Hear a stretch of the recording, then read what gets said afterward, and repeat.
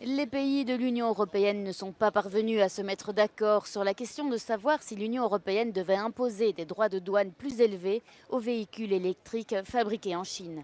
La décision revient désormais à la Commission européenne, qui présentera sa proposition, ce qui signifie que les droits de douane doivent être imposés. Le vote a montré des divisions. 10 pays ont voté en faveur des tarifs, dont la France et l'Italie. L'Allemagne et 4 autres pays ont voté contre, mais l'abstention de 12 pays n'a pas permis d'aboutir à un résultat ferme. Germany's car manufacturers operate largely at the higher end. It's mostly premium cars, and they invested heavily within China. Given that their premium branding, they don't not too worried about competition on the lower end of the markets from Chinese imports. Whereas French and Italian producers have not invested as heavily in China, and they compete much more directly on the low end of the market, and they therefore much more worried about the effect that Chinese competition would have for the European market. Le nombre élevé d'abstentions reflète des doutes persistants sur la manière dont l'Europe doit s'opposer à la Chine. Bien que le consensus politique affirme que les pratiques commerciales déloyales de Pékin méritent une réponse énergique et unie, les craintes de représailles commerciales semblent avoir atténué la détermination de nombreuses capitales à mesure que la date décisive se rapprochait. I think what is clear is that the Chinese government would retaliate. That is what they normally do, and they already signaled where they will do this, which would be agricultural exports. Now, compared to the EV market, the agriculture market, even though it's politically very important, is economically not that big. So the question is basically, will that be enough for an escalation on the European side, and basically to which extent the Chinese side will escalate in more and more bigger sectors? Le vote de vendredi a marqué la victoire de la présidente de la Commission, Ursula von der Leyen. Dans sa déclaration, la Commission européenne a indiqué que l'Union européenne et la Chine continuaient à travailler dur pour trouver une solution alternative.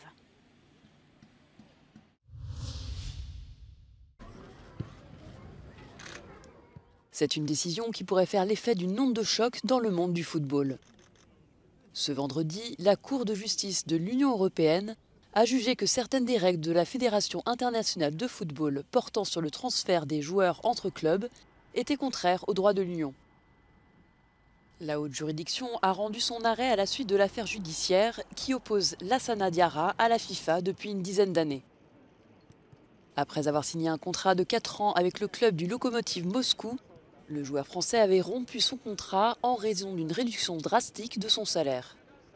Le club russe avait alors déposé une demande d'indemnisation auprès de la FIFA de 20 millions d'euros, ce qui a entraîné le Sporting de Charleroi à renoncer au recrutement de Lassana Diarra, une règle de la FIFA stipulant que toute nouvelle équipe serait conjointement responsable du paiement de l'indemnisation du Lokomotiv. La Cour de justice a estimé que cette règle entrave la libre circulation des footballeurs, les empêchant de travailler pour de nouveaux clubs. La FIFPro, le syndicat représentant les joueurs, a salué cette décision. En provenance de Beyrouth, cet avion est arrivé à l'aéroport de Francfort avec à son bord des dizaines de ressortissants allemands. Face au bombardement massif de l'armée israélienne au Liban, de nombreuses familles ont quitté le pays.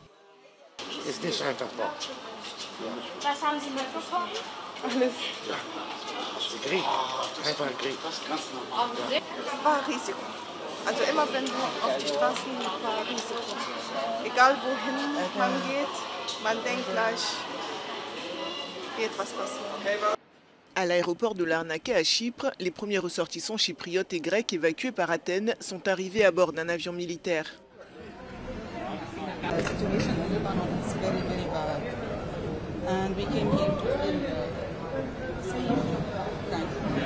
Pour l'instant, 38 Chypriotes et 22 Grecs ont été évacués par Athènes. Ce jeudi, à l'aéroport Roissy-Charles de Gaulle est arrivé un des vols transportant 200 ressortissants français installés au Liban. Après plusieurs jours d'incertitude et de peur, l'émotion était palpable.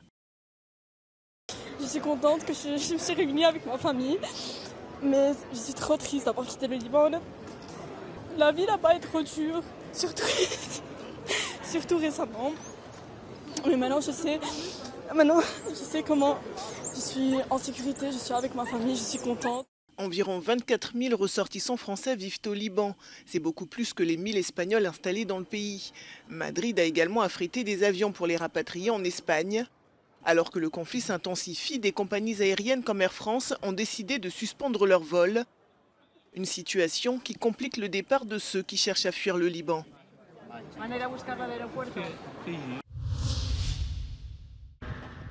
Après plus de 2 ans de combats acharnés contre l'armée russe, l'Ukraine s'apprête à passer un hiver en pleine guerre. Et cette année, le froid s'annonce particulièrement rude. Ces derniers mois, les bombardements russes ont considérablement affecté le système énergétique du pays. Face à cette situation, le président Zelensky appelle les pays occidentaux à l'aide et fait une comparaison avec la situation d'Israël. Ми бачимо, що однією з головних причин дефіциту безпеки у небі України, і, зокрема, поруч із кордонами НАТО, наших сусідів, є дефіцит рішень про спільну роботу, про спільний захист. Те, що працює у небі Близького Сходу і допомагає обороні Ізраїля, може працювати і в небі нашої частини Європи, в Україні, так само допомагаючи рятувати життя. Ces propos interviennent au moment de la visite du nouveau président de l'OTAN qui s'est rendu à Kiev jeudi, 2 jours après sa prise de fonction. Mark Rutte, qui est l'un des soutiens les plus actifs de Kiev, a affirmé que sa priorité était que l'Ukraine l'emporte face à la Russie. Lors d'une conférence de presse à Kiev avec Volodymyr Zelensky, il s'est également exprimé en faveur de l'adhésion de l'Ukraine à l'OTAN, et ce, malgré les réticences de certains pays membres comme l'Allemagne ou les États-Unis. La visite de Mark Rutte intervient à une période critique pour l'Ukraine. Dans l'est du pays, l'armée cède du terrain face à l'avancée des troupes russes qui ont revendiqué jeudi la prise de la ville stratégique de Vuhledar. Ici, à Dnipro, les évacuations de civils ukrainiens se poursuivent. Selon les autorités, plus de 2500 personnes auraient quitté la région depuis la fin du mois d'août. Pour pallier le manque de soldats, la Légion ukrainienne a commencé à recruter des combattants volontaires à l'étranger, notamment en Pologne, où des citoyens ukrainiens suivent une formation de 35 jours qui se poursuivra sur des bases de l'OTAN en Europe. La police danoise a mis la main sur les auteurs de 2 explosions survenues mercredi dans le quartier des ambassades à Copenhague. Selon les enquêteurs, c'est bien l'ambassade d'Israël qui était visée. Les personnes arrêtées sont 2 hommes, l'un est majeur, âgé de 19 ans, et l'autre est un adolescent de 16 ans. Ils sont de nationalité suédoise. Ils ont été arrêtés à la gare de Copenhague alors qu'ils s'apprêtaient à fuir le pays. Ils ont été placés en détention provisoire pendant 27 jours jusqu'à la date de leur procès. Ils sont accusés de possession d'armes illégales et de port de 5 grenades à main. 2 des grenades ont explosé lorsque les suspects les ont lancées sur une maison proche de l'ambassade, mais la mission israélienne n'a pas été endommagée. Selon une chaîne de télévision danoise, les 2 hommes sont soupçonnés d'avoir agi en association et en accord préalable avec un ou plusieurs auteurs. La chef du gouvernement danois a déclaré qu'il était de plus en plus dangereux d'être juif en Europe. Antisemitismen den stiger. Jeg kan ikke tage afstand nok fra det, og bare sige til både de danske jøder og alle andre, der går op i deres velbefindende, det er heldigvis rigtig mange af os, at myndighederne gør alt, hvad myndighederne kan for at passe på det jødiske mindretal i Danmark. Cette attaque au Danemark intervient après que des coups de feu ont été tirés mardi en fin de journée à l'ambassade d'Israël, cette fois-ci à Stockholm, en Suède. Personne n'a été blessé et aucune arrestation n'a été effectuée. La police suédoise a estimé, sans donner plus de détails, que cette attaque avait des liens avec l'Iran. En Bosnie, au moins 14 personnes sont mortes dans des inondations et des glissements de terrain causés par une violente tempête qui s'est abattue l'année dernière sur le pays. Plusieurs personnes sont toujours portées disparues et l'armée a été dépêchée sur place pour mener des opérations de sauvetage. Les habitants sont sous le choc.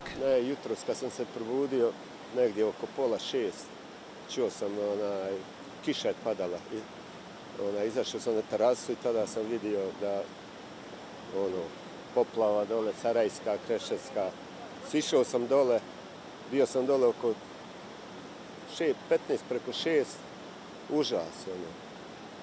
Ljudima je načinilo štetu, poplavilo, ušlo u objekte.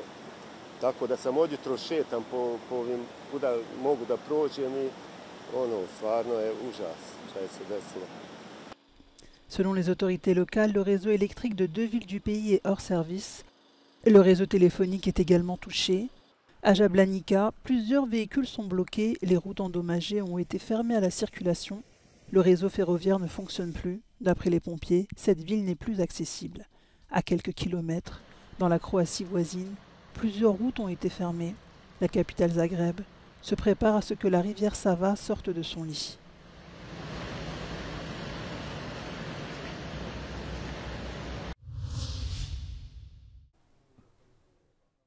Comme cette personne sans abri, il serait entre 1000 et 1500 SDF à dormir dans les rues de Budapest chaque soir et 5000 à passer la nuit dans des centres d'hébergement.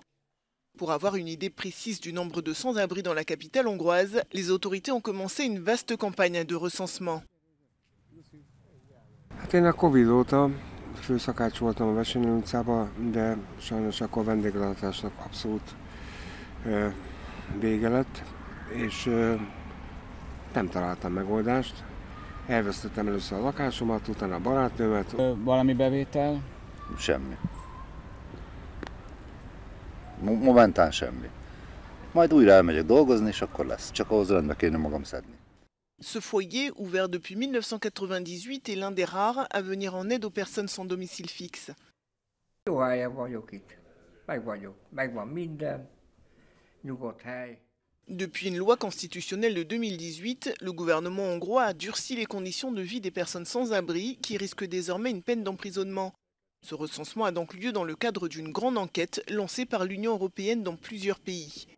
Az Európai Unió indított most egy ilyen közös nagy nemzetközi tulajdonképpen felmérést, annak érdekében, hogy egy közös standard, közös módszertan alapján 10 országban mérjék fel a hajléktalanság nagyságrendjét és összetételét, hogy aztán célzott támogatásokat tudjanak nyújtani a hajléktalanság csökkentése érdekében. Malgré cette loi, le gouvernement hongrois ne propose aucune solution alternative.